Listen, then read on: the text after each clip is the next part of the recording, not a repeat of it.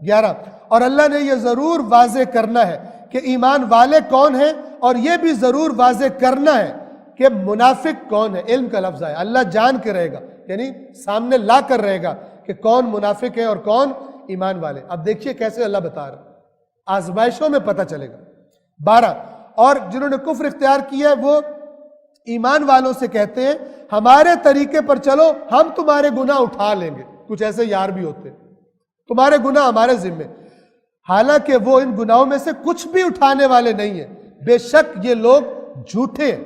13 لیکن یہ جو دوسروں کو ایسی باتیں کرتے ہیں تاکہ وہ خرابی کریں، اگر وہ خرابی کریں چونکہ ان کے گناہوں میں شریک ہو جائیں گے، اب وہ تو اپنا بوجھ اٹھائیں گے ہی اٹھائیں گے، لیکن یہ بھی ان کے گناہ کا بوجھ بھی اٹھائیں گے بغیر اس کے کہ کرنے والے کا بوجھ کم ہو۔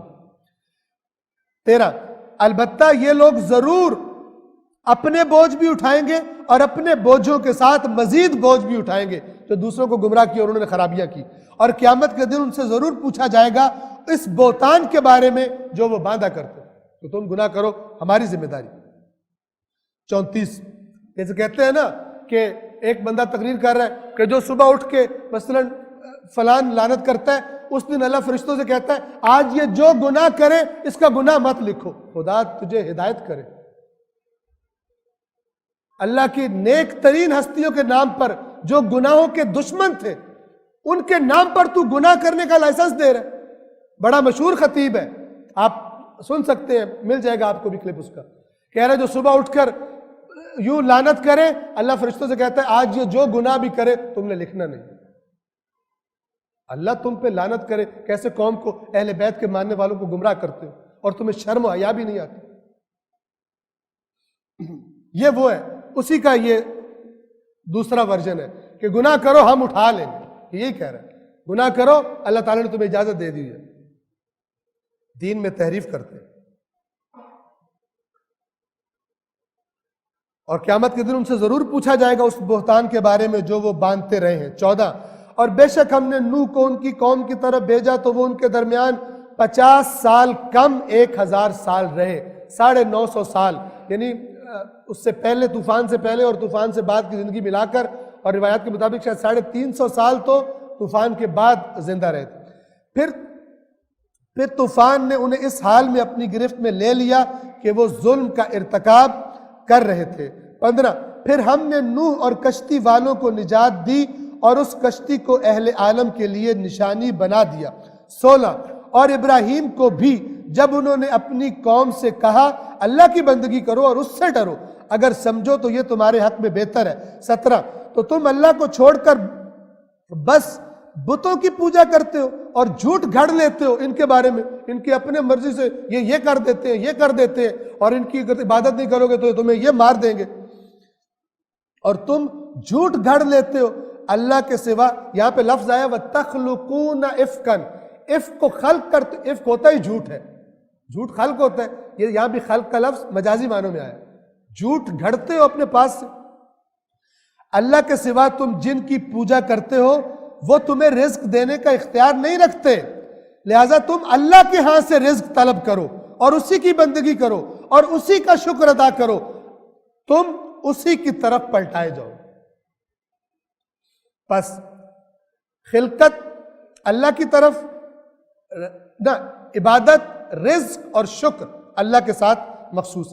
18 اور اگر تم تکذیب کرو تو تم سے پہلے کی امتوں نے بھی تکذیب کی ہے، جھٹلایا تم نے، تم کوئی نئے نہیں ہو مکہ والو، اور رسول کی ذمہ داری تو بس یہ ہے کہ واضح انداز میں پیغام پہنچا دے۔ 19 کیا انہوں نے غور نہیں کیا کہ اللہ کیسے خلقت کی ابتدا کرتا ہے اور پھر دوبارہ اعادہ کرتا ہے، بنجر زمینوں کو کیسے دوبارہ سرسبز بنا دیتا ہے، کیسے انسانوں کی نسلوں کو آگے چلاتا ہے، کیسے بار بار انسان پیدا ہو رہے ہیں، شروع بھی وہی کرتا ہے، اعادہ بھی وہی کرے گا۔ یقیناً یہ اللہ کے لیے آسان ہے۔ اے رسول کہہ دیجئے تم زمین میں چل پھر کر دیکھو اللہ نے کیسے خلقت کی ابتدا کی، پھر اللہ دوسری خلقت پیدا کرے گا، یقیناً اللہ ہر چیز پر قادر ہے۔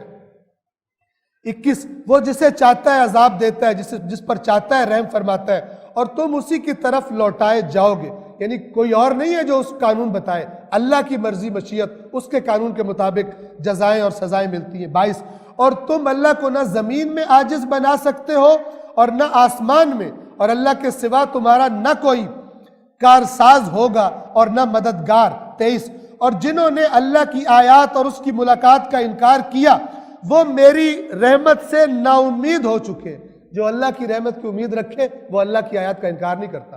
امید رکھتا، جو امید رکھتا ہے وہ پھر محنت کرتا ہے، وہ پھر سلیبس پڑھتا ہے، پھر وہ تیاریاں کرتا ہے۔ جو تیاری نہیں کر رہا اسے امید ہی نہیں۔ یہ ائمہ نے اپنے فرامین میں بتایا ہے کہ جو امید رکھتا ہے وہ پھر دوڑ دھوپ کرتا ہے۔ جو دوڑ دھوپ نہیں کر رہا، محنت نہیں کر رہا، سمجھو اس کو امید بھی کوئی نہیں ہے، اگرچہ منہ سے وہ باتیں کر رہا ہو۔ اور انہی کے لیے دردناک عذاب ہے۔ 24 تو اس کی قوم یعنی حضرت ابراہیم کی قوم کا جواب صرف یہ جواب تھا کہ انہوں نے کہا انہیں قتل کر ڈالو یا جلا دو، لیکن اللہ نے انہیں آگ سے بچا لیا۔ ایمان والوں کے لیے یقیناً اس میں نشانیاں ہیں۔ 25 اور ابراہیم نے کہا تم صرف اس لیے اللہ کو چھوڑ کر بتوں کو لیے بیٹھے ہو کہ تمہارے درمیان دنیاوی زندگی کے تعلقات ہیں۔ یعنی کچھ لوگ اس لیے پرانے عقیدے نہیں چھوڑ رہے تھے کہ کہہ رہے تھے کہ یار ہمارے سارے رشتہ دار ان کا یہی، ہم چھوڑ دیں گے تو ہم تو مارے جائیں گے، ہمارے تو خلاف ہو جائیں گے۔ یہ تم اس لیے بتوں کو لیے بیٹھے ہو، چپکے بیٹھے ہو ان سے کہ تمہارے درمیان دنیاوی زندگی کے تعلقات ہیں، پھر قیامت کے دن تم ضرور ایک دوسرے کا انکار کرو گے، پھر تم ان رشتہ داروں پہ لعنت کرو گے کیونکہ تم مشرک تھے۔ ان رشتوں کی وجہ سے تم حق کا اقرار نہیں کر رہے ہو۔ کتنے لوگ ہیں کہ جو رشتہ داریوں کی وجہ، تعلقات کی وجہ سے کہتے ہیں ہم اب کیا کریں، اور ایک دوسرے پر لعنت بھیجو گے، اور جہنم تمہارا ٹھکانہ ہوگا اور تمہارا کوئی مددگار بھی نہ ہوگا۔ 26 اس وقت لوط ان پر ایمان لائے، پورے شہر میں حضرت لوط جو بھتیجے تھے حضرت ابراہیم کے، صرف وہ ایمان لائے اور کہنے لگے میں اپنے رب کی طرف ہجرت کرتا ہوں، یقیناً وہی بڑا غالب آنے والا حکمت والا ہے۔ 27 اور ہم نے ابراہیم کو اسحاق اور یعقوب عنایت کیے اور ان کی اولاد میں نبوت اور کتاب رکھ دی اور انہیں دنیا ہی میں اجر دے دیا اور آخرت میں وہ صالحین میں سے ہوں، پھر دنیا والآخرہ۔ 28 اور لوط کو بھی جب انہوں نے اپنی قوم سے کہا بے شک تم اس بے حیائی کا ارتکاب کرتے ہو جس کا تم سے پہلے اہل عالم میں کسی نے بھی ارتکاب نہیں کیا، یعنی تم نے یہ نیا کام گندگی کا شروع کر دیا۔ 29 کیا تم مردوں کے پاس جاتے ہو اور راہ زنی کرتے ہو؟ مسافر گزرا کرتے تھے، راستہ بیچ سے تھا، یہ لوٹتے بھی تھے اور مردوں کو پکڑ کر بدکاریاں بھی کرتے تھے، اور اپنی محافل میں برے کام کرتے ہو، یعنی سب کے سامنے یہ بدکاری کیا کرتے۔ بس ان کی قوم کا جواب صرف یہ تھا کہ انہوں نے کہا ہم پر اللہ کا عذاب لے آؤ اگر تم سچے ہو۔ 30 لوط نے کہا اے پروردگار ان مفسدوں کے خلاف میری مدد فرما۔ 31 اور جب ہمارے فرشتے ابراہیم کے پاس بشارت لے کر پہنچے تو کہنے لگے ہم اس بستی کے باسیوں کو ہلاک کرنے والے ہیں، یہاں کے باشندے یقیناً بڑے ظالم ہیں۔ 32 ابراہیم نے کہا اس بستی کو، چونکہ ابراہیم کے لیے اولاد کی خوشخبری لے کر آئے تھے اور پھر قوم لوط کی طرف جانا تھا، ابراہیم نے کہا اس بستی میں تو لوط بھی ہیں، نرم دل تھے، عذاب کا سن کر چاہا کہ کسی طرح ٹالا جائے، اس بستی میں تو لوط بھی ہے۔ وہ فرشتے بولے ہم بہتر جانتے ہیں وہاں کون کون سے لوگ ہیں، ہم انہیں اور ان کے اہل خانہ کو ضرور بچائیں گے سوائے اس کی بیوی کے جو پیچھے رہنے والوں میں ہوگی۔ 33 اور جب ہمارے بھیجے ہوئے فرشتے لوط کے پاس آئے تو لوط ان کی وجہ سے پریشان اور دل تنگ ہوئے، تو فرشتوں نے کہا خوف نہ کریں نہ ہی غم کریں، ہم آپ کو اور آپ کے گھر والوں کو بچا لیں گے سوائے آپ کی بیوی کے جو پیچھے رہنے والوں میں سے ہوگی۔ 34 بے شک ہم اس بستی میں رہنے والوں پر آسمان سے آفت نازل کرنے والے ہیں اس بد عملی کی وجہ سے جس کا وہ ارتکاب کیا کرتے تھے، یہ واقعہ گزر چکا ہے۔ 35 اور بے شک ہم نے عقل سے کام لینے والوں کے لیے اس بستی میں ایک واضح نشانی چھوڑی ہے۔ 36 اور مدین کی طرف ان کے بھائی شعیب کو بھیجا تو انہوں نے کہا اے میری قوم اللہ کی بندگی کرو اور روز آخرت کی امید رکھو اور زمین میں فساد نہ کرو۔ 37 پس جب انہوں نے شعیب کو جھٹلا دیا تو انہیں زلزلے نے گرفت میں لے لیا، پس وہ اپنے گھروں میں اوندھے پڑے رہ گئے۔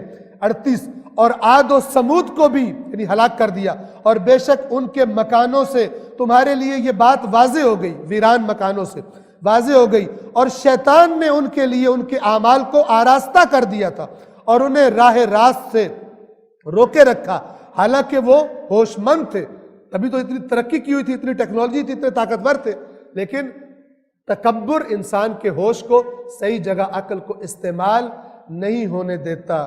سورہ عنکبوت کی آیت نمبر 38 تک ہم پہنچے ہیں۔